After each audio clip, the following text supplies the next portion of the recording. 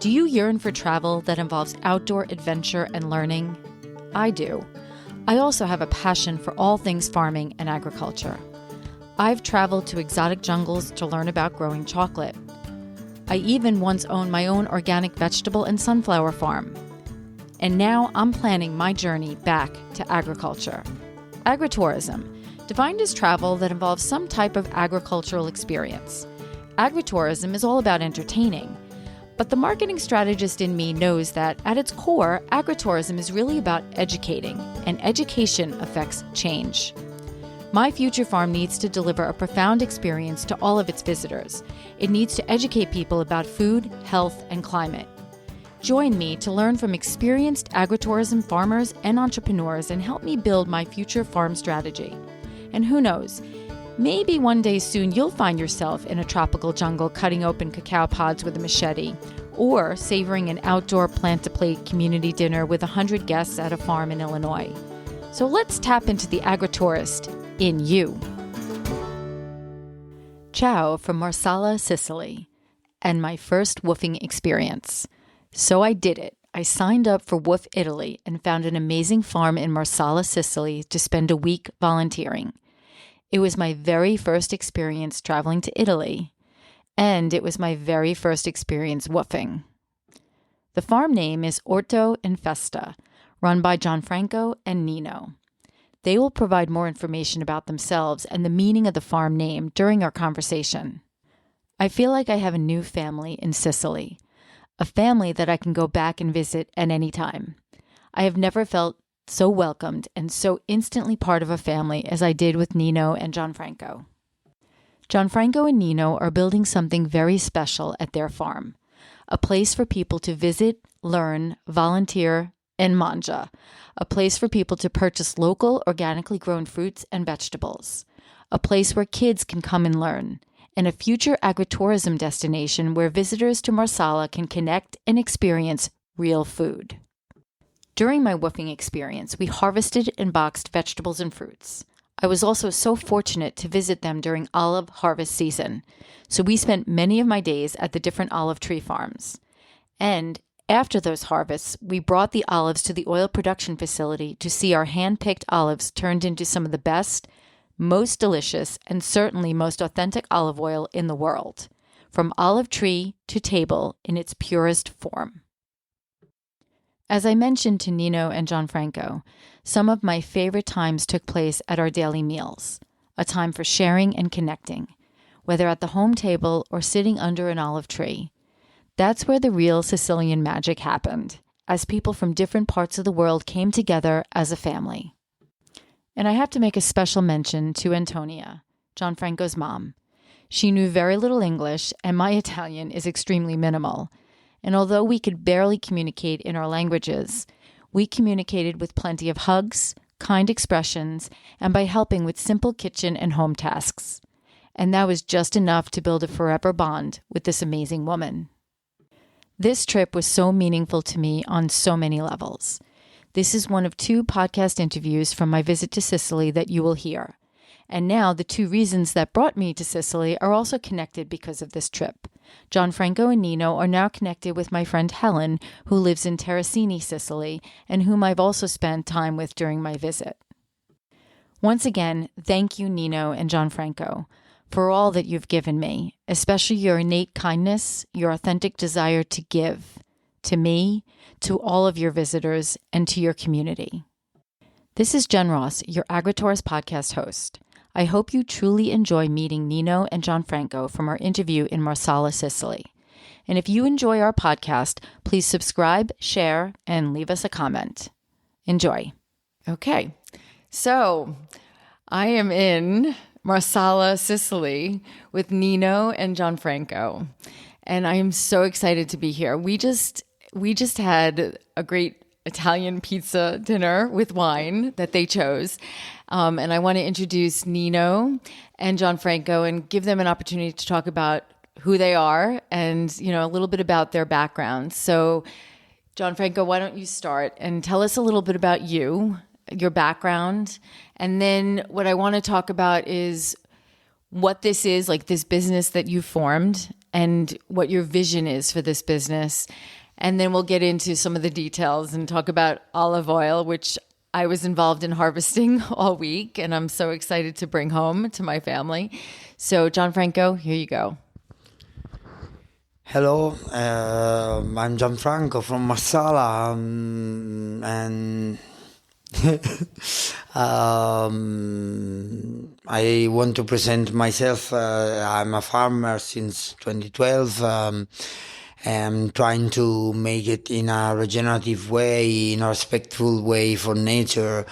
Trying to do our best to communicate the love we got for the field, for the soil, for plants, and all the animals living in there. Let me ask you a question.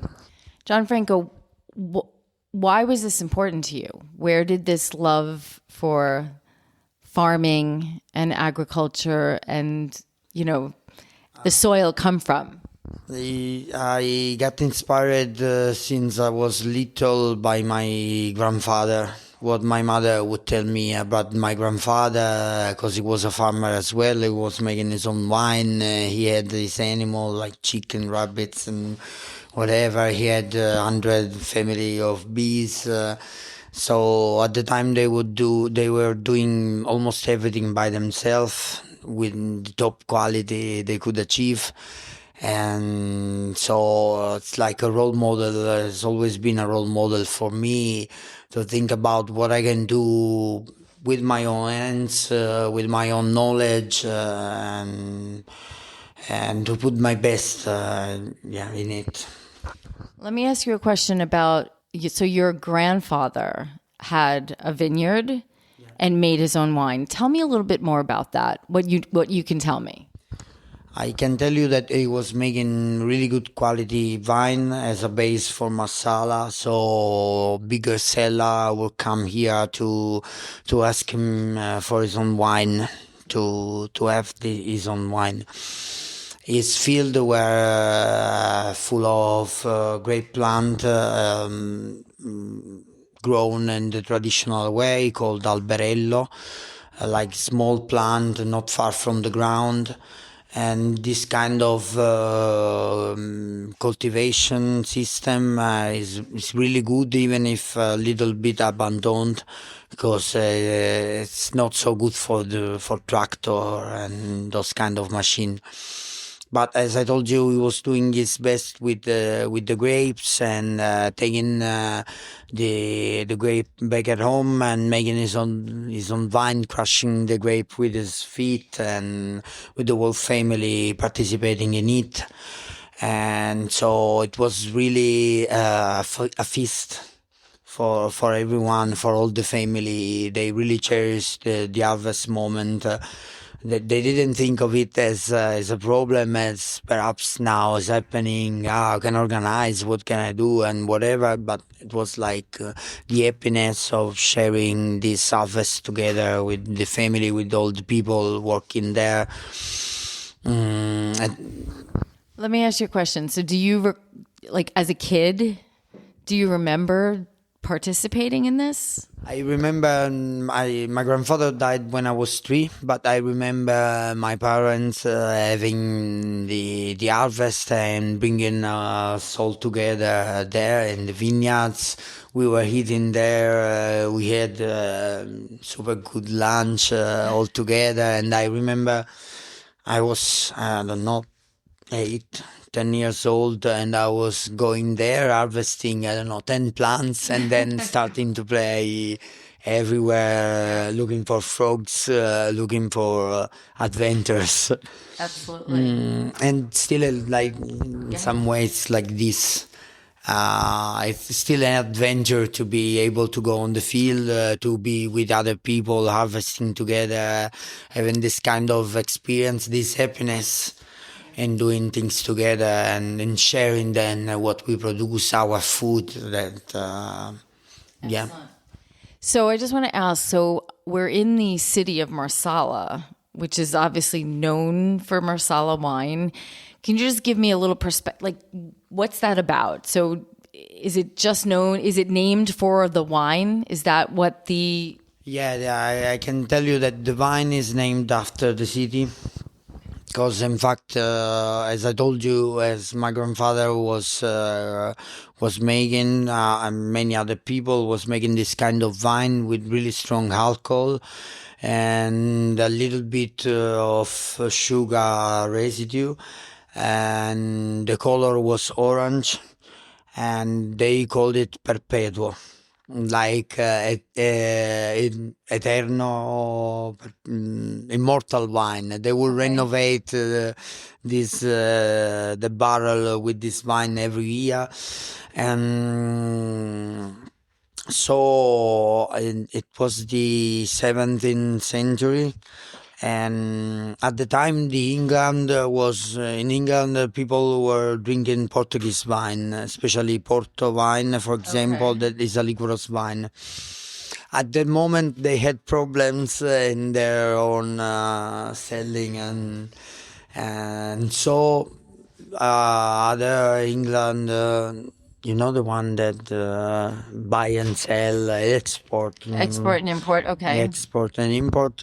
They found, they had information. I think they found Marsala.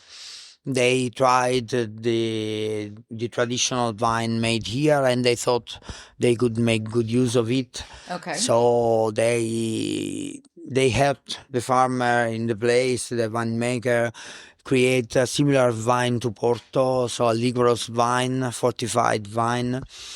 And so that's how Marsala started. Then after the English, even of course Sicilian or Italian families started to invest in this, to make wine factory, to make Marsala, and still we're doing the Flori especially exported Marsala everywhere in the world. And you gotta taste Marsala to know it. Of course, if you know Porto, you can imagine, but everyone has its own character.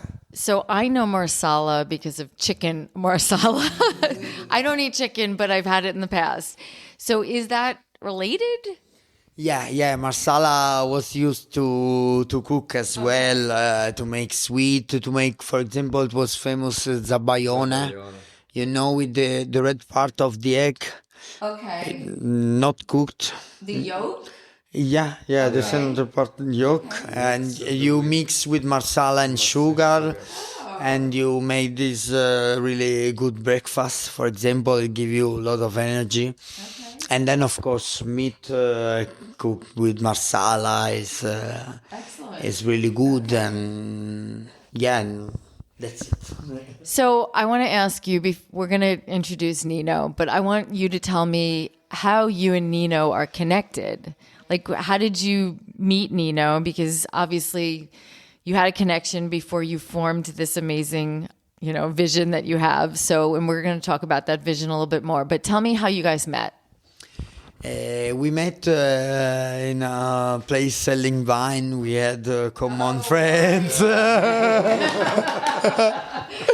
he's the guy with the owner of the place was our friend as well. He was a musician as well. So when we were in Marsala, we were going to this place. Then we knew each other, and after not so long time, we started having the first vegetable garden together, and we had all spring and all summer with this 2 years. 2 years. Yeah, 2 years of garden together. But wait, how do you go from drinking wine to having a garden together? That's like a stretch. What did you share a common? We share a passion for life, I would say. The simplicity of the vision, no? Because we shared the same vision, and it start this dream, But this dream later stop a lot of year, and we encountered We meet again 4 years ago. Okay. Yeah. So Nino, tell me a little bit about your background. Yeah. Hello, everyone. I'm Nino. My name is Antonino, but all named Nino. And I'm a web developed with a webmaster, and I programming. Specifically in Drupal. Yeah, in Drupal, and I program website or other program, but my life is in contact with the soil. I was born in a family, and my grandpa is a farmer. Yeah. And I know the harvest soil, harvest winner, and it's yeah, and Tell me, Nino, about I know you have a website, and one of your websites, besides farming, you're doing you have obviously a website business. Tell me about the one website which has to do with tourism in Marsala, because I think that is really important for people to know about. yeah, I create one website in the period of COVID because there isn't work in this in that period, and I create this portal for the tourism to share information about Marsala, shared by a person who live in Marsala, no? In the site you can find the sunset, the beach, and other information of Marsala, accommodation, a lot of information. And this is a project in my mind, in my crazy mind, to join with the agriculture, because my interest is to I don't know the word, to portare avanti l'esperienza naturale, the natural experience. You want to communicate the natural experience, the wonder that you can get when you encounter nature. Yeah, to discover Marsala everywhere. And so you have this website for people to discover Marsala. Like, what? Give me just some highlights of Marsala. What is, you said the sunset, and I witnessed that myself, which was beautiful. Just give me a few other things that you would want people to know about Marsala. Yeah, the wine tourism is one most famous. The beach, no, the sea. The sea is the cove. Yeah, I don't know le pirgere, le cave. A cave. The cave. Sorry, no cove. The cave. Yeah. Where they extract. And those are caves where we still extract the stone used to build the houses here.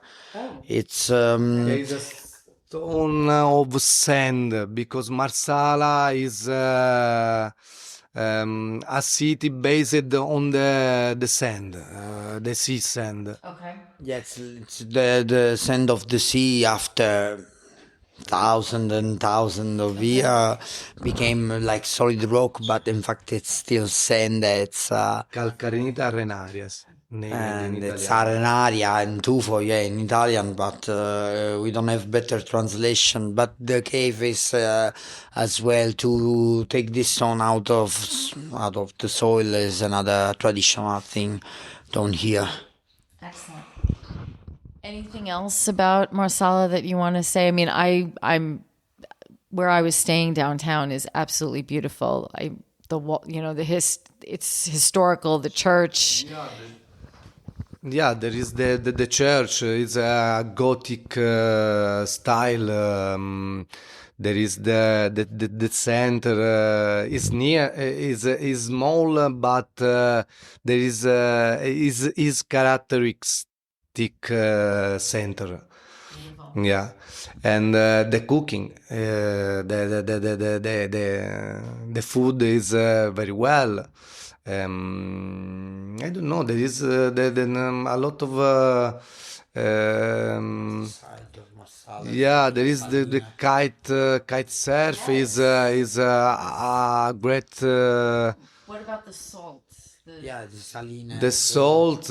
Yeah, the mills or mill windmill. Yeah. Okay, excellent. Yeah, Excellent. Why don't yeah. you talk a little bit about the salt? Yeah, you described- actually, in the north part of Marsala, there is a lagoon. It's enclosed by one bigger island. Of course, yeah, it's called Long Island, and yeah, it's our Long Island. And other three small island. Other three small island inside this lagoon. It's a natural reserve. Natural reserve as well. It's good for birds, for migrating birds.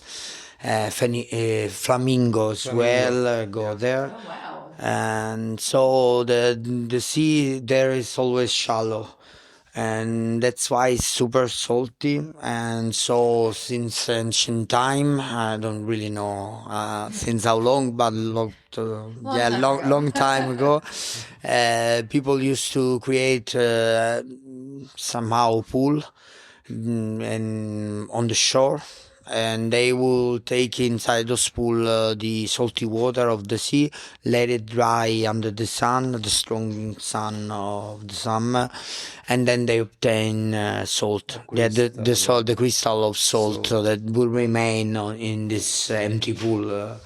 Yeah, when all the water will dry. Then in Marsala, one of those small islands called Mozia is as well important as an archaeology spot, because it was a place colonized, I think, 4,000 years ago by I don't remember, but it's a colony of Carthaginian. Yeah, North African. Yeah, North African people. North African people in war with the Roman Empire. Yeah, I want to touch on that. Let's just touch on that for a second. You know, I did a little research on Sicily before I came here, and I didn't realize there's so many different people here, like from different cultures and different parts of the world. So just tell me a little bit about that. I don't think many people know that. They think Sicilian Italy. They don't think, African, influence or Arab influence. So tell me a little bit about that. Marsala is at the west. Southwest.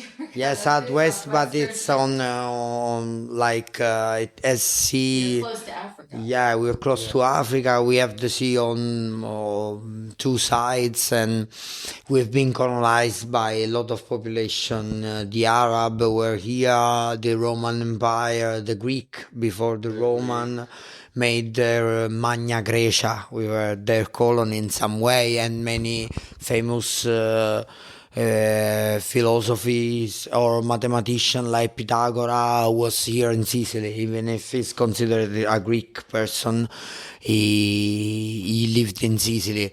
So from here passed as well the French at some point, the Spanish colonization, the Vikingi as well.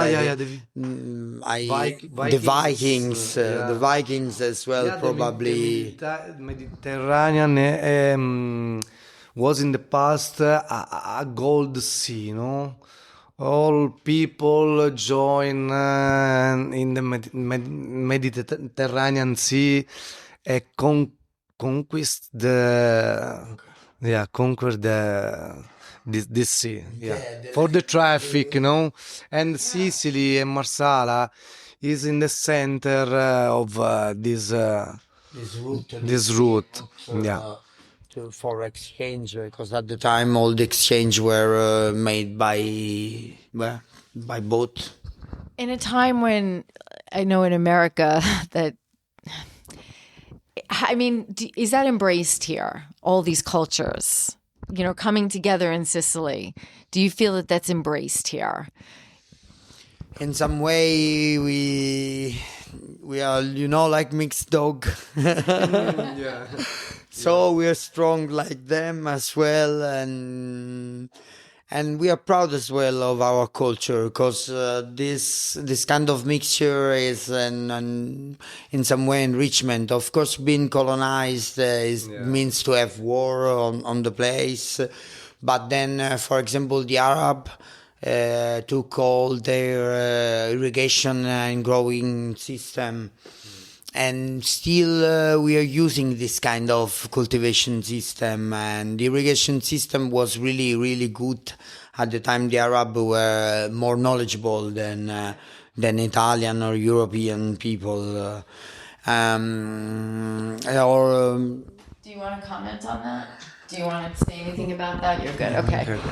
Okay. Even for the art, for example, in Palermo, the European emperor Federico II in medieval time chose to be buried in Palermo. Okay.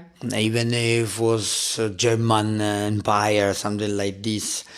And so the art of the church, and we got from all the culture that has come here and melded together, I think. Okay, so we are just outside Marsala, the city of Marsala. Well, we're in Marsala, but we're kind of outside the downtown area. And I want you to describe what you've created here, because it's magical. And I feel your vision. I've been part of your vision for a whole week, and I'm exhausted.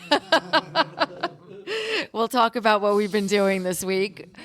But I love your vision and I believe in it.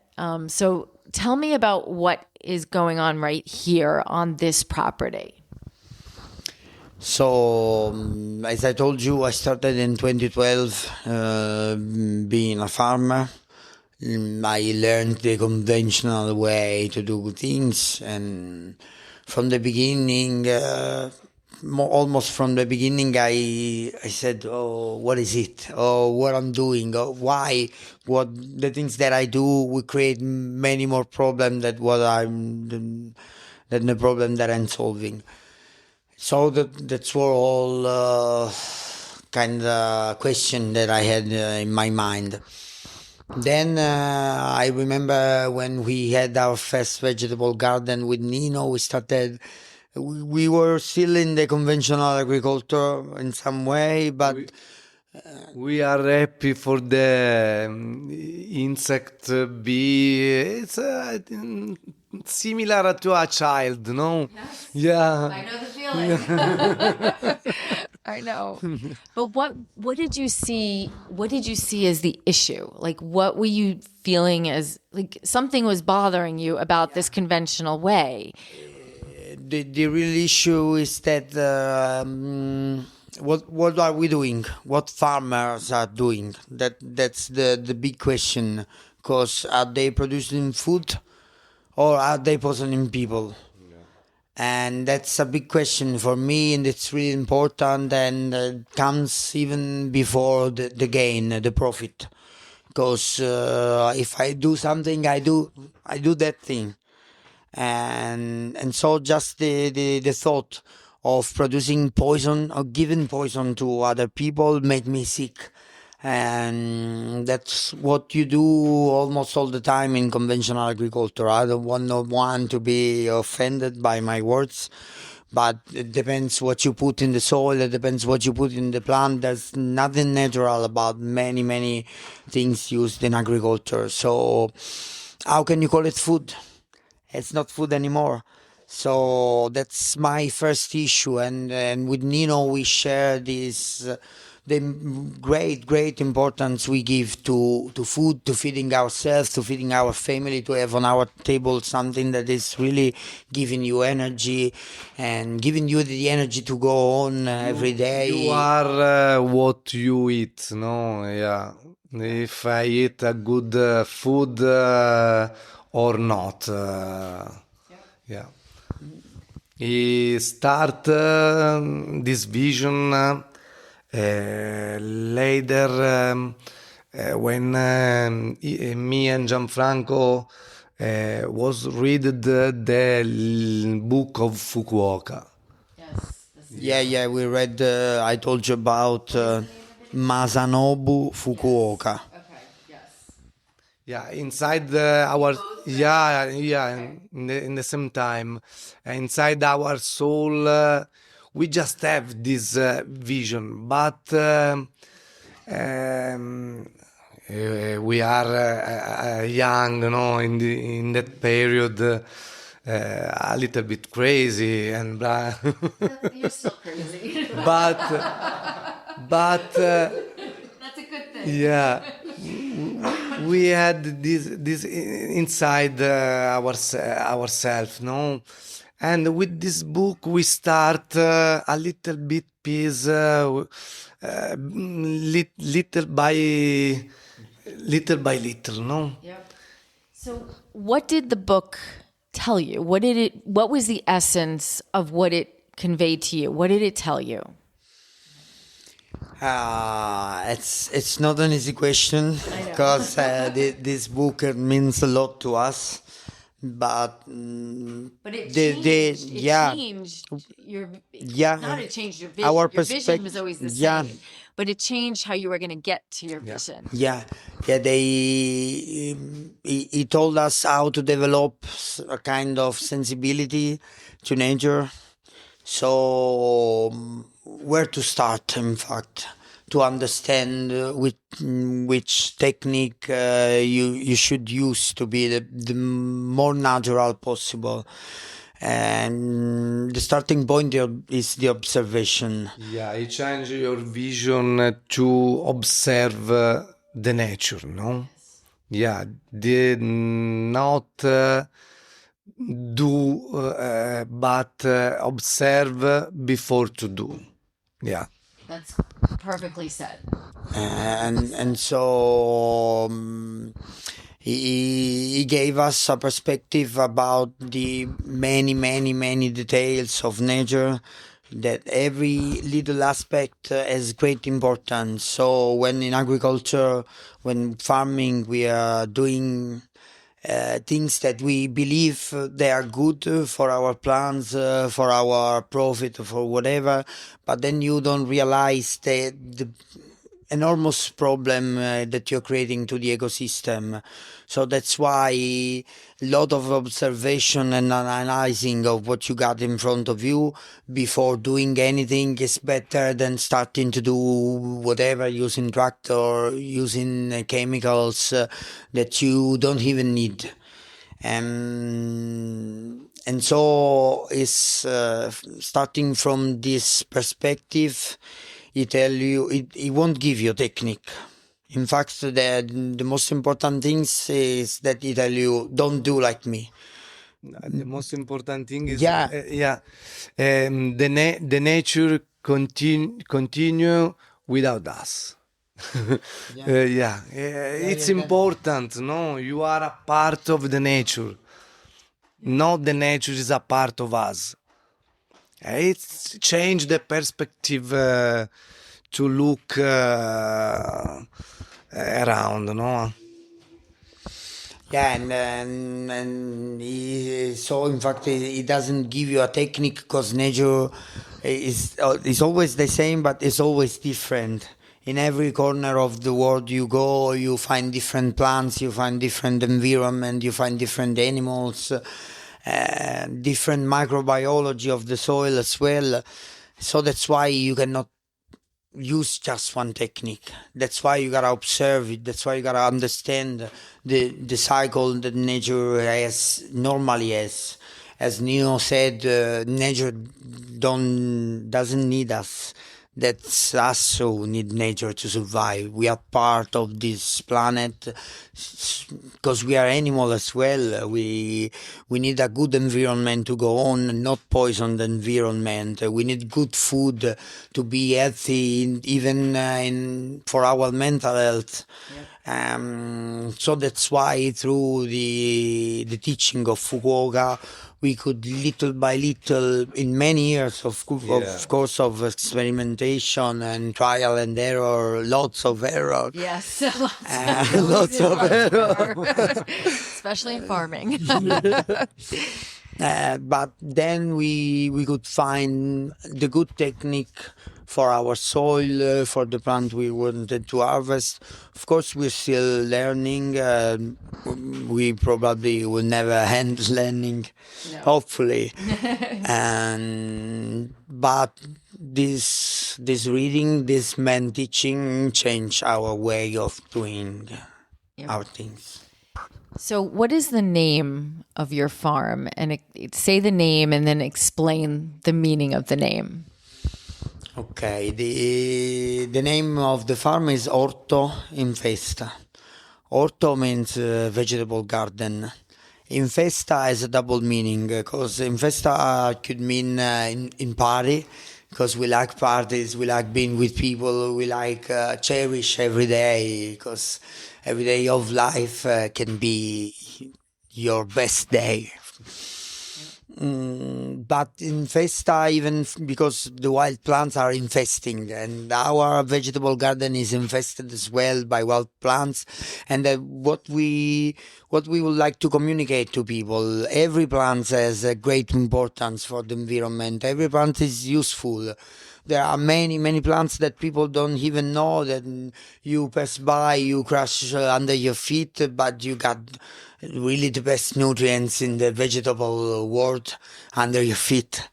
And so many people doesn't know. It was traditional knowledge. At time of my grandfather, everyone would know about wild plants and which plant to harvest to eat and which plants to harvest as a medicine, and which plants as a spice. They would know. Now this knowledge is almost completely lost.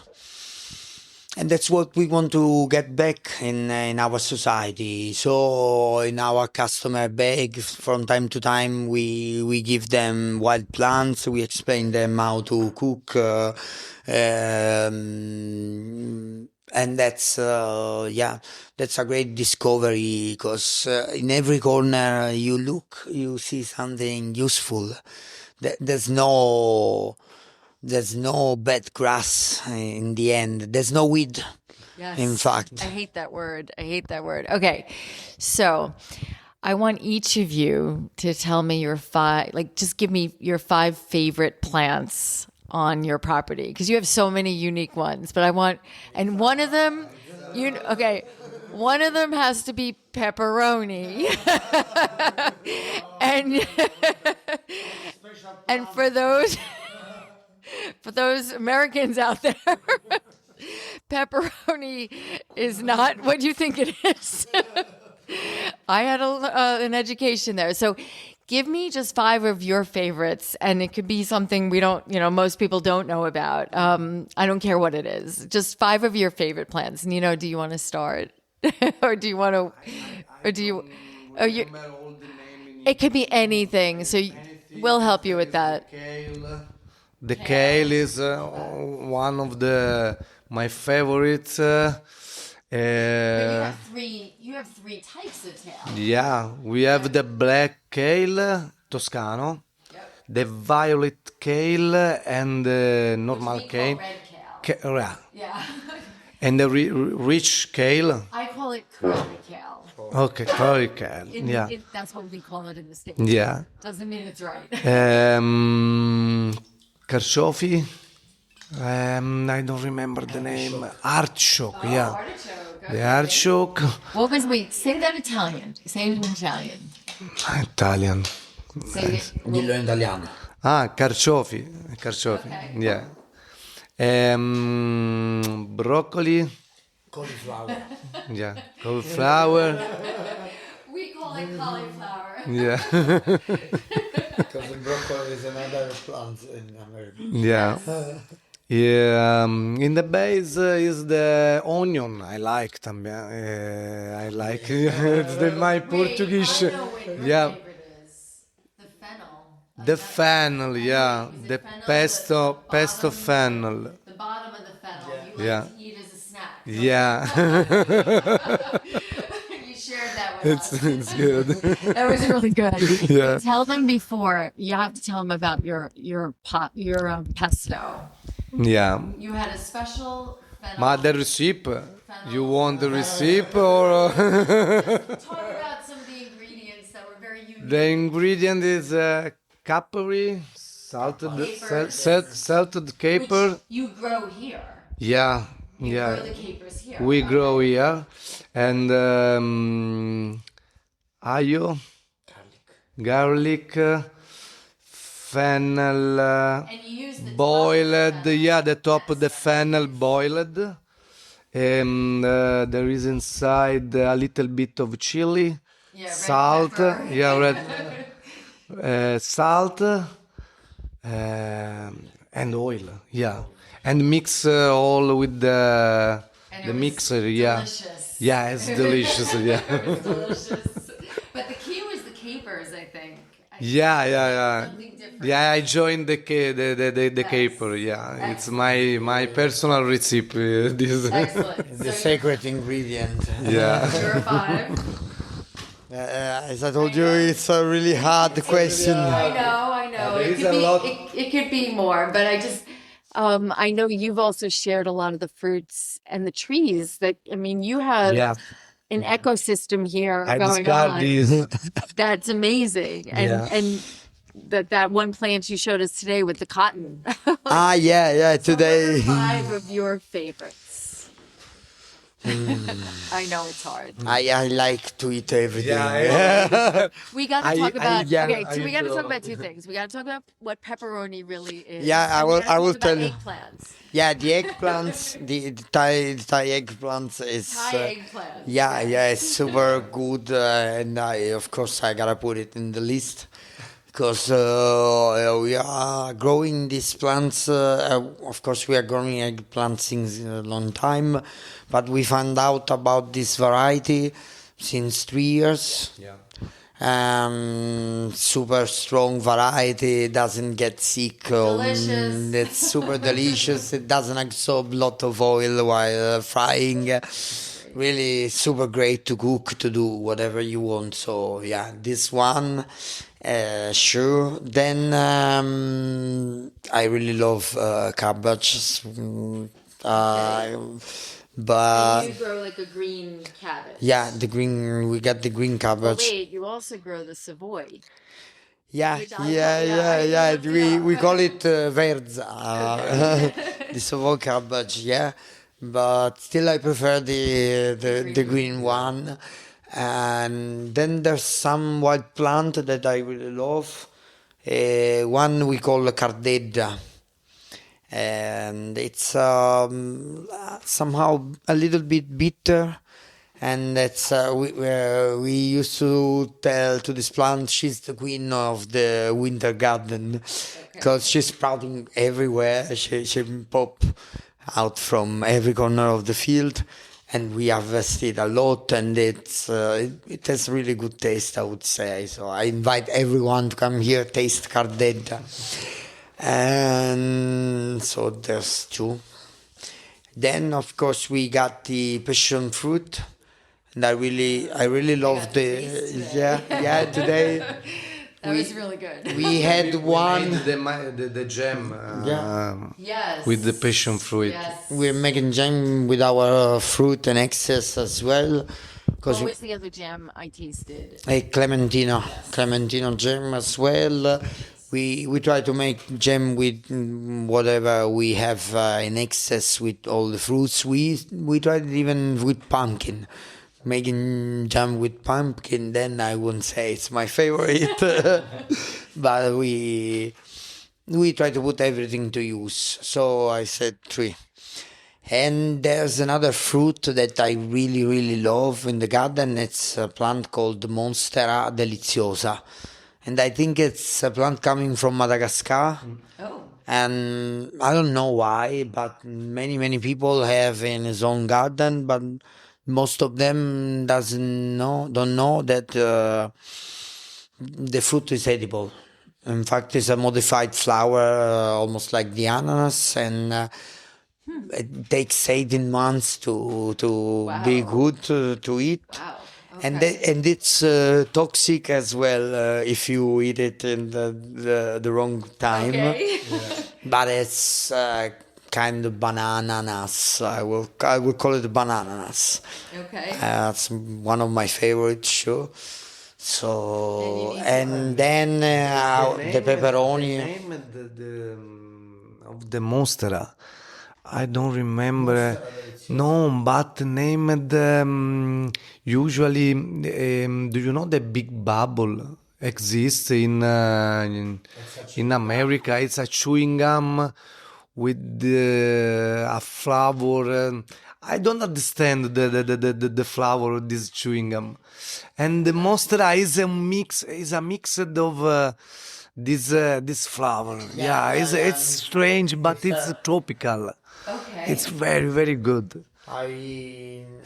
It's the fruit will be good to eat from December to March, usually. And as Nino told you that when we were younger, we had this chewing gum, this big chewing gum, like pink colored or whatever. Who knows what were there? What was there, of course. But the taste was something we couldn't understand. Then we had Monstera, and we understood that most probably there's Monstera taste inside this chewing gum. Then probably you don't have the same in America. And so we are at 4. I gotta choose the 5th. That it's pepperoni. Yeah, pepperoni. And with Jen we had It's my favorite. yeah. We had a discussion about pepperoni because now What is pepperoni in Sicily? in Sicily, pepperoni is now I know is the sweet pepper, or the called as well the bell pepper. Bell pepper, yes. Now I know, but I would always call it pepperoni because I would would listen to this word even in American song, and so I was convinced how pepperoni is pepperoni. It can be. Salami. Yeah, no, I couldn't believe this. So when I told you we had the plants of pepperoni, I looked you at thought, you very weird. yeah. I said, what did I say? What's strange in pepperoni? A plant growing salami. Excellent. So, okay, well, we left out one of the most important plants, trees that you have on this property and other properties that you oversee, the olive. Probably the most important.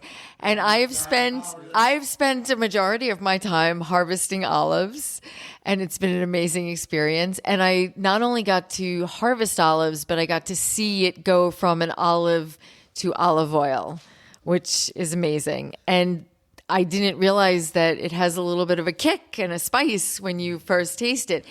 So I want you to tell us about olives here, because it's a unique plant, unique varieties here, and just tell us about olive season, olive harvest, and just give us a perspective, because as Americans, we consume a lot of olive oil and we love olive oil. It's healthier for us. So, but there's nothing like the olive oil right from the olive, literally. And I'm so excited to bring some back. So just talk to us about olive harvest, olive trees, olive harvesting, and the production to oil. The olives is somehow an immortal tree. It can live even thousands of years. There are some example here as well with in Agrigento of olive plant that they are living still alive and producing olives since 1,000 of years. That's crazy. They are like a monument for everyone here, and it's such a good plant that will live on in our rough environment, even without any water or just the rain when it comes. And the harvest usually start mid October, first the early November, and we harvest them by hand. So we use leather, we use net on the ground, we just pick them almost one by one. Of course, now a lot of people using mechanical instruments, mechanical tool, but they are like crushing a little bit. The olive. We love to touch the olive, the feel you left in your hand after all day of harvesting the olive, and now you know as well. And you get in contact, in fact, with what you have on your table. You feel the smell, the flavor of the olive. You can already feel the oil is in there waiting for you. And so it's our first harvest with volunteers as well. So it was a different experience. Fantastic experience. It's a fest. Day by day, it's one fest. Yeah, every day was. They give us really a lot of strength to do our thing. The volunteer made us feel even better. We love what we do. We love harvesting olive. It's such a happy period to be able to produce your own oil, to taste it, and every year is something different. Every year it's always the same feeling, even if you're used to, but it's a treasure for us. In fact, it's like we are putting gold out of liquid gold out of those trees. In fact, for Greek people, they were sacred trees as well. Yep. They were the Jupiter trees. What was the variety of olive? There were olives we were picking for olive oil, and then there were a few trees that we picked, and you were able to eat them, like you would preserve them and eat them. So what's the different varieties that you have here in Sicily and that you're harvesting from? We got three most diffused traditional variety. In our field, probably the first is Biancolilla. Okay. Then, of course, you got different phenotype among the same variety, different population, we can say. But then the variety is this, and it gives you oil that is lighter, and in the good year it has a flower perfume, a flower scent. But then we got the Nocellara, and it's a round olive, and this one is good for oil and give you a stronger oil, more spicy, more intense. But it is a good oil to preserve in water and salt, just water and salt, and they got cooked, can I say, like this for 1 month, 1.5 months, and then you can eat on your table. You put garlic, carrots, celery, and oil, of course, and then you eat like this your olive. And then a third variety is Cerasuola. It's probably not as diffused as the other two, but it's a traditional variety as well, and it's the best for oil production in terms of the quantity of oil it will give you for the same weight. And this one give you the best quality in polyphenol, in fact, in antioxidant. That's why it's a super spicy oil. Okay. When you get it, when it's Okay. fresh, it's almost too much. But that what makes it resist time, resist the oxidation, and being healthy even after months and months, even after 1 year or 2 years. It happened to me to open the barrel in which I had oil, and it was still super. You will feel like new oil, almost like new oil. Okay. So yeah, those three. What, I guess, is there any uniqueness about Sicilian olive oil? I mean, you mentioned the spice. I know that it has a spiciness in the first month, let's say, but is that unique to Sicilian olive oil versus other olive oils? I'm not very familiar with the different types of olive oils. Yeah, we can say that this kind of spice you can feel there, like pepper. In fact, it's a characteristic of our oil. Then in south of Italy, you can find other bitter oil. For example, in Calabria or in Puglia, the oil is strong as well. It's a strong taste, but maybe because I'm Sicilian, but I would say that the taste of our oil is most complex, and the blend of those three varieties give you a perfect oil. Yeah, perfect oil. In north of Italy, the oil is lighter. Of course, it depends from soil, it depends from the climate. That maybe it's not the best, it's not the perfect climate. But it's really lighter compared to our own oil. So when we drink this kind of oil, we feel like it's already old oil. Then, of course, you're used to what you produce, and yeah, of course, we invite everyone to try Sicilian oil because I think they will find differences and the character of the Sicilian oil. So I want to talk about two more things. One is you're engaging with WWOOF, and you're bringing people to volunteer at the farm.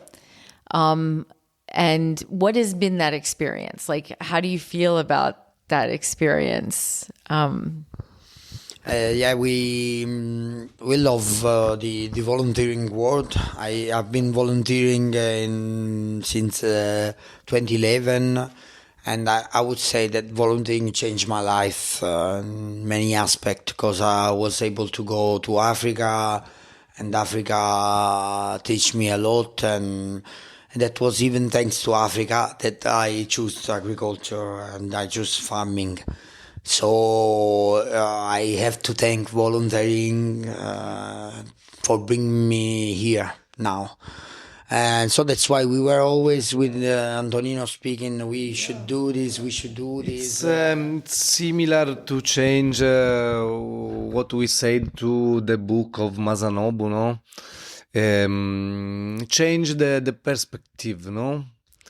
Other person from other side of the world have different. The mind is the similar, but have different perspective. Yeah. Did you WWOOF before? Did you ever do volunteering? Didn't you do volunteering? Yeah, Tell me about I have made the volunteer 20 years ago. Yeah. Where was that? In Bologna, Marzabotto, And la what were you città. doing? Yeah, I like. Cosa facevo? And I work in a farm with alchemist. I don't know what to name it. Almost an alchemist. Alchemist, yeah. Okay. Who processed the flower, the plant to create essential oil or tintura madre. That was before you met, right? Yeah, before. So Yeah. The destiny. Yeah. Yeah. The destiny. I love that. I love Made that. to encounter Gianfranco. Excellent. So tell me, Gianfranco, this is obviously so. What's the experience of someone coming here? What can they look forward to?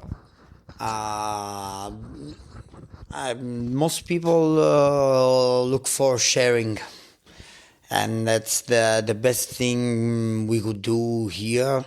Is to share our vision, to share our courage in some way, our efforts, to share our food. And that's the best way to understand what we are doing here, what we are trying to make even for the future. Coming, as Nino told you, coming to know other people coming from other places of the world with totally different culture. In this period, we have an Australian, one American, New York, and two German people. No, it's the opposite of the world. No? Yeah, and that's it's crazy, but it's crazy and great. Yeah, and it's nice. Working together. Working together. Getting to know and work together. Eating together. The best way to know. Yes. Someone else. There's no better way than to share the fatigue. Yep. After a tiring day, to look each other in the eyes and to be able to share a smile. It gives another value to your life. Yeah. So it's not just about profit. It's not just about we gotta make this or that, but we gotta share our efforts in life. And so, my most important question, I want to talk about what's next for the farm. I know we've been talking about different things. I know, Gianfranco, when we first spoke, you talked about, you really wanted to develop some programs for children, which I know is near and dear to my heart. I've done in the past. And we've talked about agritourism this week. So you have a small CSA, you sell vegetables to people. You have a big grocery store going next door that I told you is an opportunity. Those people shopping there would love to come and get farm fresh vegetables, and then they can supplement with everything else there. In your own minds, each of you, what are some of the next thing? We talked about farm tours and farm to table. What are some of the next steps for this farm in each of your minds? And then, that'll be our kind of last to sum things up, because I want to look forward and see where you want to go. The next, it's a big question, but the next. We have the top, the idea of the top of the pyramids, no? Is to create a community here, a paradise, a little bit paradise in Marsala to share and live here. Yeah, this is the top, but step by step. So what are the few of the next steps? Nino already told you that what will come. I don't know, after some decades. The top three, we surely gonna focus, and one of our woofer is a carpenter, so he's already creating a raised bed and some shelter, some table for activities. So as Jen said, we really want to work with child. And we got some project going on. We will participate in a project in a school this year in Petrosino, the city just next to One Marsala. of your CSA customers is a school. Yeah. Now we got this opportunity as well. A new customer. She's a school and she got 18 kids. We have a contact with one seller here in Marsala to create an experience here for the tourism, for the tourists who come back here in Marsala. And your There is a- website is a great way to promote that. Yeah. I wish, yeah. Excellent. Yeah, in fact, the kids, the tourism as well. We tried just a first experience, thanks to friends who organized an intercultural exchange. We had a Spanish group here, and so we tried in our own way to present them the project. We prepared for them lunch as well, our pesto. Yeah, it was fennel pesto, I think. No, the time. No. The time it was basil Basil. pesto. With zucchini. Oh, Yeah, Yeah. miss down on that. Next time. next time. Sure.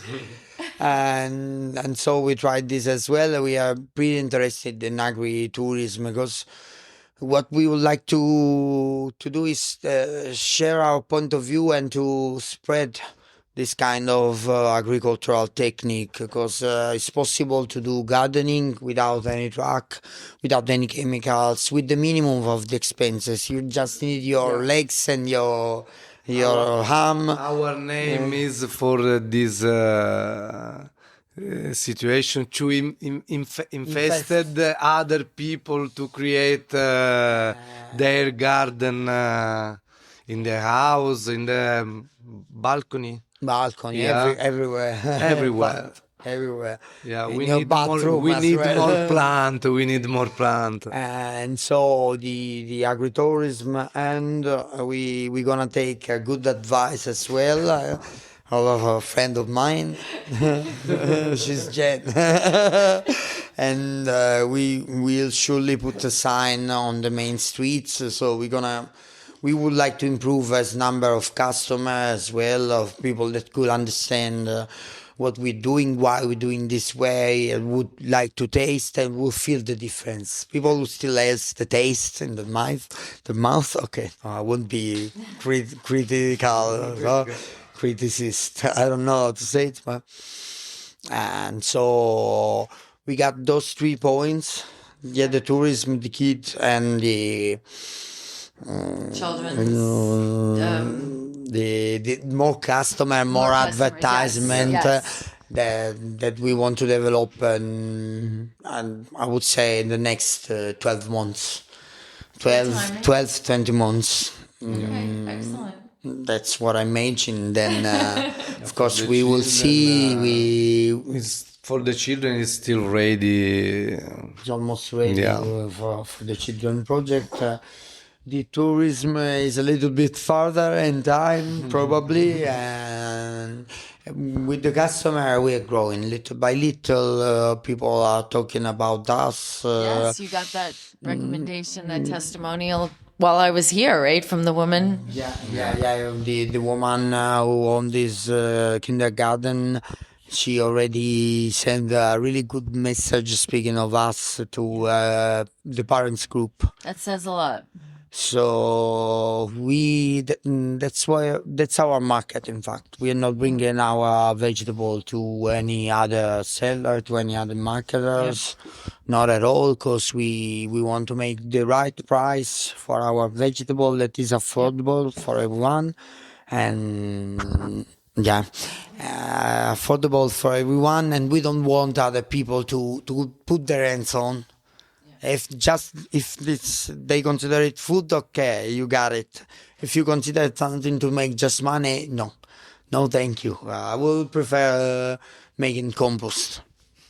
I am a little bit integralist, of course, but that's what I think. It's food for people. It's nothing for other people to make money on. Okay.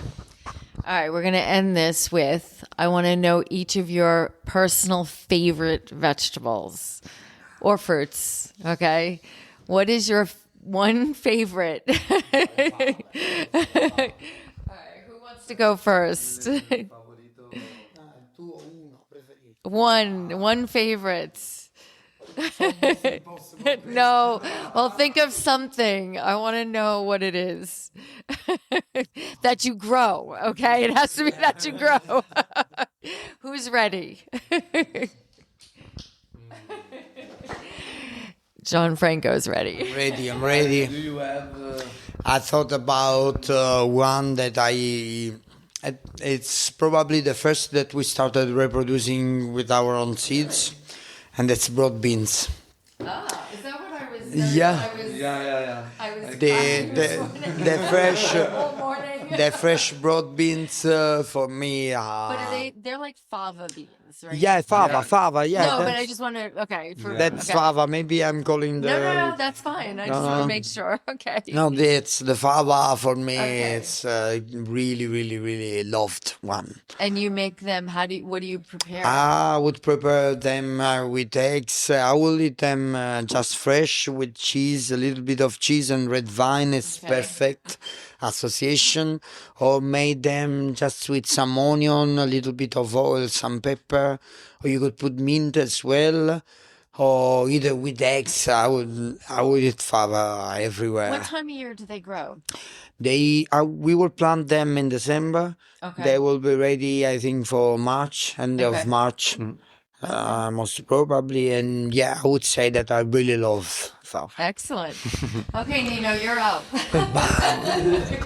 One favorite. One. It could be many favorites. Just one. Help me. Can't say the fennel. Yeah, no. Help me for the name. The cucuzza longa. Cucuzza or gagoots or snake. Yes, Squash. snake squash. Yeah, is I have a this? picture with my daughter. Yeah. Italian snake squash. Yeah, we create here a soup with potato, onion, carrots, and a little bit of tomato. But you use the actual plant too. Yeah, we use the leaf. Yes. Yeah, and I didn't know that. Yeah. Because we used to just use the gagoots. no, the leaf it's Yeah. very good. Yeah. Yeah. Many people, it's the best part. Yeah, for the I best didn't know part. that. Yeah. I did not know that. We never did that. And no one ever asked us for that. They just asked us for the squash. Yeah. So that's awesome. Okay, excellent. Yeah. All right, you guys are amazing. This week I'm gonna get choked up. This week has been amazing. It really has. I'm going to say a lot at the beginning of this, so when I'm home and I'll record something, but I love your vision. I love your passion. I love the way you are with people. And one of my favorite parts was enjoying lunch and dinner with feeling like a part of a family. You know, so I feel like welcome to come back at any time, which is not always the case when you visit new places, but I'm so grateful for this experience. So thank you. Thanks to you, Jen. We love you, really. Yeah, we'll wait next time here. To come back. Yeah, to come back. Hopefully I know some Italian. All right, you want to just say goodbye in Italian? Arrivederci, a presto. Ciao. I hope our Agritourist podcast prompts you to think more about where your food comes from, whether it be your vegetables, fruits, meats, and even those sweet treats.